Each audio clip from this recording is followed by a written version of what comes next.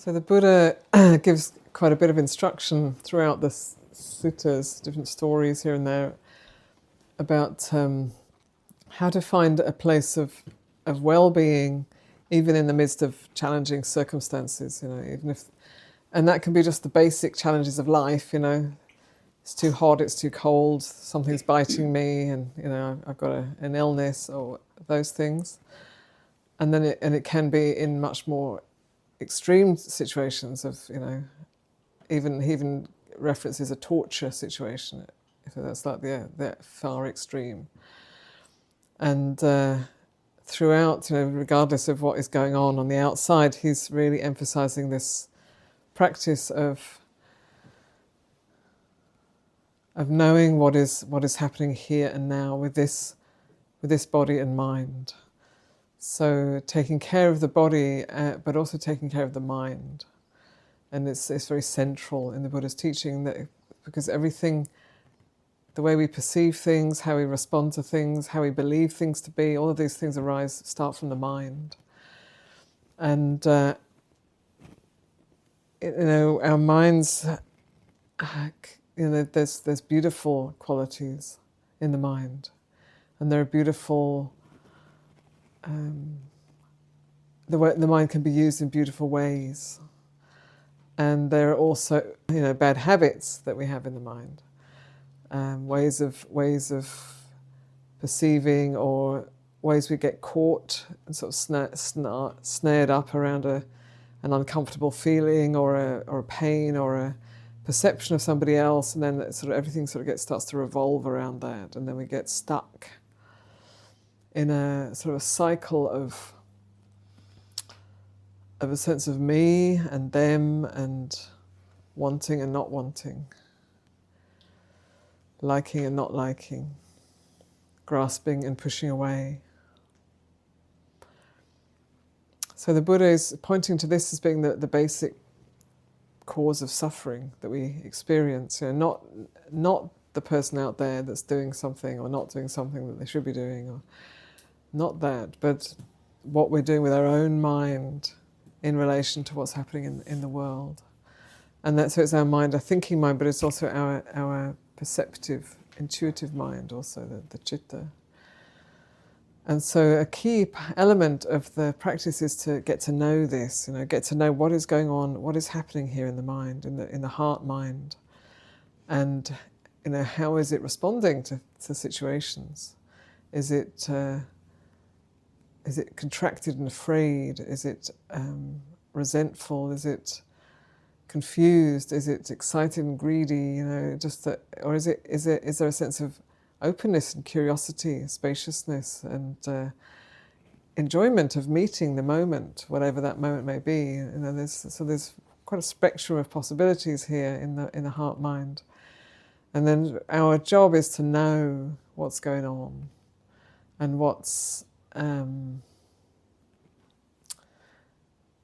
has stimulated the particular response that we may have at any given moment. And then we can start to see patterns of reactivity or responsiveness. And once we start to see patterns, then we can start to attend to those patterns and undo certain patterns. So if somebody makes us feel uncomfortable, that's an important message. And maybe, I feel a bit uncomfortable with that person. And then we can look inside. What is that? What's that about? So it might be, if we don't do that, we're just going to say we're going to find all these reasons why this, and they do that, and they speak like that, and they wear that colour clothing, or they whatever it is they do, they use that terminology, so we'll find all these things that we think is to do with them. And so if we stay there, it's all about them, then then we're stuck, because they are people. We all are as we are. We're not going to change other people very easily, or if at all. And so if we think our cause of suffering is something out there, then we're kind of stuck. But if we turn back here and look at what is here, what is going on? Oh yeah, that reminds me of when I was 8, and there was that horrible person, and they said those things and did those things, and that tone of voice reminds me of that. And then if you just stop there, then you say, so that person must be a bad person because they remind me of that person. No, are they actually harmful? Are they doing harm? Are they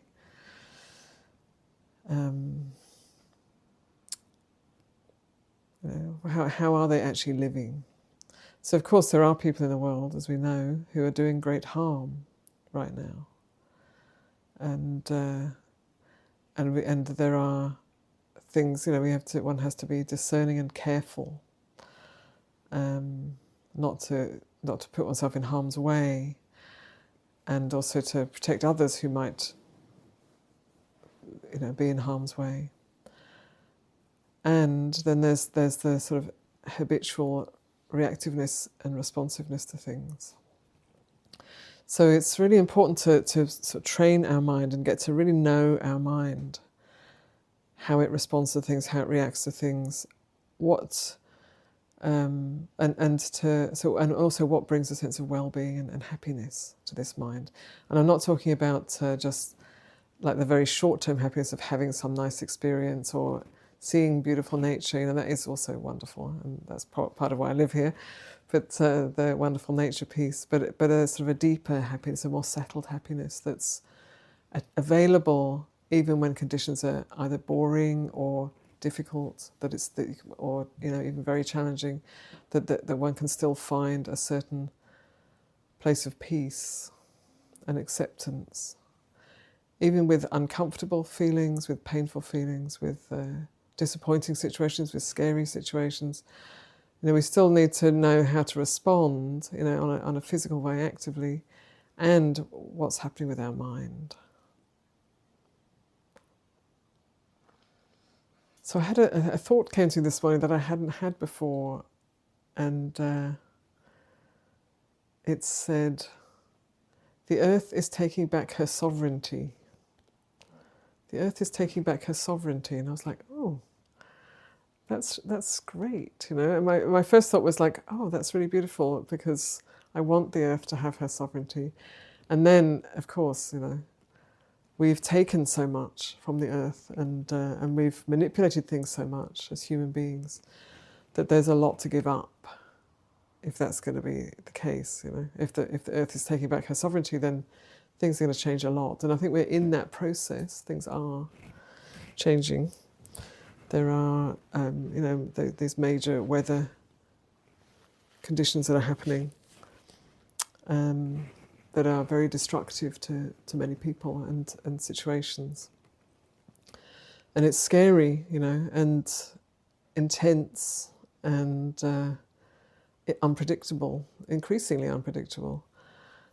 And then there's something for me about that framing of like, oh, the earth is taking back her sovereignty, that puts it in a different perspective. Not oh no, these terrible things are happening, terrible weather conditions, how awful that these things are happening. It's like, okay, we've taken too much, and we've tried to control to beyond what is appropriate actually for us as part of this planet.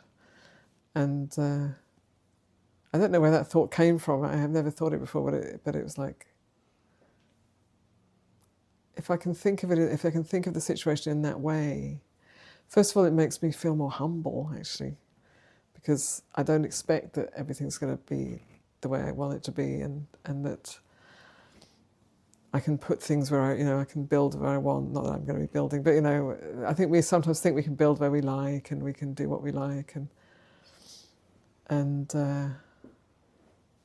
it's not really like that. There are places that are not so safe, and there are places that are safer, and that's just how it is. And nowhere is ultimately completely safe, because that's also how it is. And so, the Buddha doesn't try to give us he's not trying to give us some lovely eternal existence. He's not even saying, if you do all the right things, then you'll go to heaven forever and it'll be great. Even that, he's saying, no, don't. And that's also not going to last forever. That whatever we try to hold on to, it's changing. It's temporal. It's in a state of flux, including this great earth.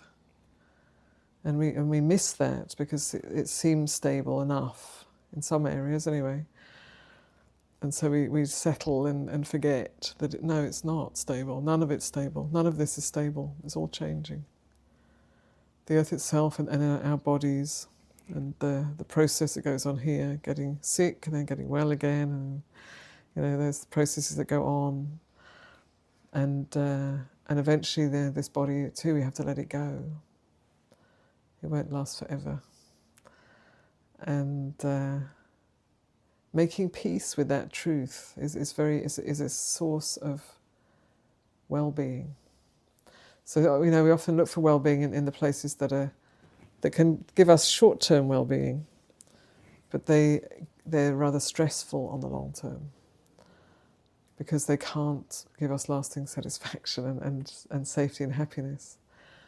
So for some reason, the Coca-Cola ad is popping into my mind right now, and it's like, yay, Coca-Cola. Like we're growing up as kids, we'd see all the American Coca-Cola ads and all these lovely images of kids having a great time, really cool outfits on, and everyone's friends, and that's like, yeah, this is how it can be, And then you get your Coca-Cola, and maybe you have a few moments of that with your friends, and then it's like, oh, there's nothing, it's not really doing it. So we can look in that direction, and that can't give us lasting happiness. And even though it looks promising for a minute, and then thinking about our demise might be like the last thing you want to think about. And we don't really, it doesn't have to be a sort of a projection into the future and a sense of depression because it's all pointless. It's not like that. But it's more like right now, in this moment. And the more we can focus, the more we can attune to this present moment, the more wonderful it gets. Things get bright and clear and alive and beautiful. Even in challenging circumstances, even in ordinary, very ordinary circumstances or challenging circumstances, let alone joyful, uplifting circumstances, the mind can get really bright and attentive and alive. And then in this moment, there is only this, and everything's changing. Everything's changing, there's nothing to grasp hold of. And it's when we try and grasp hold of things, when we try to make things certain, when we try to keep what feels safe and push away what feels unsafe, and keep what we want and get rid of what we don't want, that's where it all starts to get complicated, and the mind gets more dull, because it can't sustain, it's not sustainable. So there's always has to be a caveat with this. It's not like sometimes when I say those things, it sounds like we're just supposed to be like rag dolls or something, which is not the case at all. But it's more when we're fully attuned to how things are and meeting the moment, with its complexity, or it's its extreme simplicity. Sometimes it's so simple we can't quite stay here. We want to make it more interesting or more. Have some story about the future or who we were in the past or whatever it might be. But if we can just be here with this, then we're bringing our aliveness to this moment rather than putting it off for something in the future or having it associated with something in the past. We're bringing our aliveness to this moment, and part of the aliveness is that everything's arising and passing away. That birth and death are in every moment. And there's an exhilaration with that, actually, and a brightness to that, because it's aligned with truth. So, living in this time, where the earth is taking back her sovereignty, if we try to hold on to certain conditions, then we might get very stressed because we can't, basically. We can't know. We can't know what we're going to have to meet, and we can't know how we're going to be when it happens, or if we see things or experience things directly, or know people who do, probably already know people.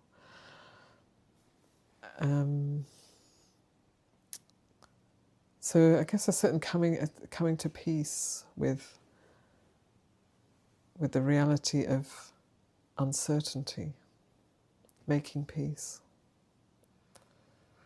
And the Buddha teaches that the practice of mindfulness of death, so that if we practice a mindfulness of death, that all beings will die, that this being, this one, me, will die, and we don't know when, we don't know where, we don't know how, but we know it's going to happen. And if we can really take that in without, as a truth, then it's like we make peace with that reality, and we don't have to run away from it or avoid being fully here out of some fear of the future. But we can be right here. So he says the contemplation of death, or mindfulness of death, leads to the deathless, leads to understanding that which is not born, which does not die, the present truth of things, the awakenedness of things. It's not of things, actually. Awakenedness, truth. So contemplation of death leads to the deathless. When it's contemplated deeply, it takes us out of the story of me and mine and my life and the past and the future and all the stories that we create. It kind of pops us out of that into a present reality that is vaster, that is knowing, that is present, that is spacious, that is bright, that is fearless and desireless. Yeah, because it's just what it is. So it's various words people put on it, but none of them quite fit. So you can call it awareness, or knowing, or presence, or the deathless, the peaceful, the sublime. There are many words people use, but they all just point to it.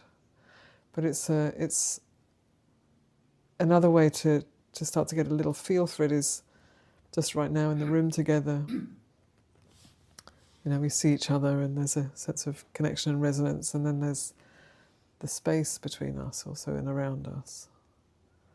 So the space is the place of openness and letting go, you could say.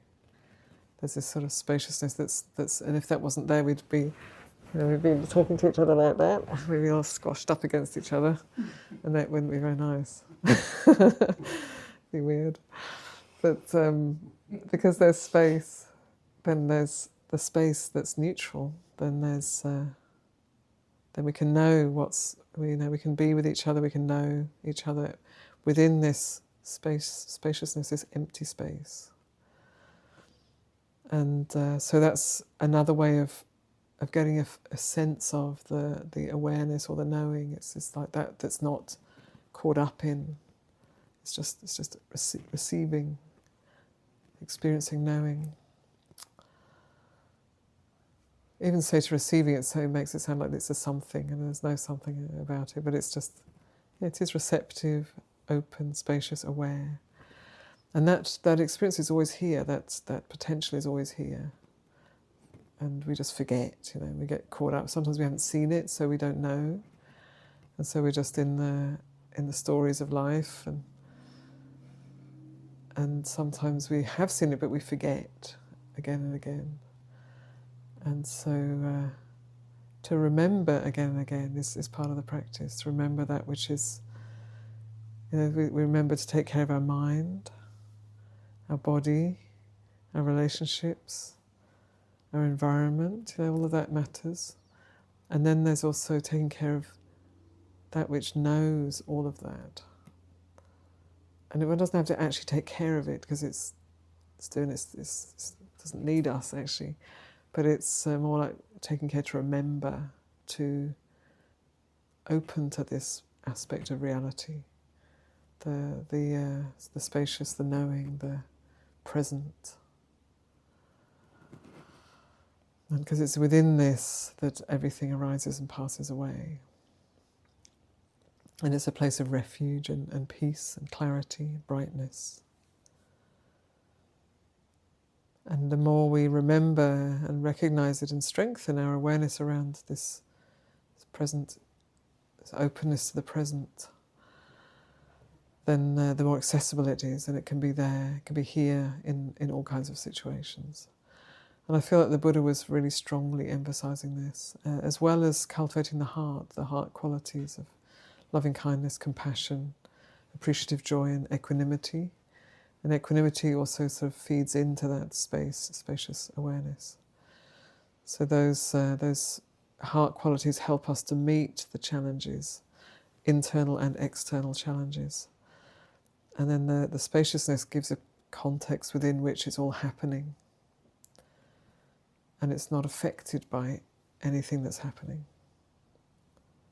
The spacious awareness. So I offer that today.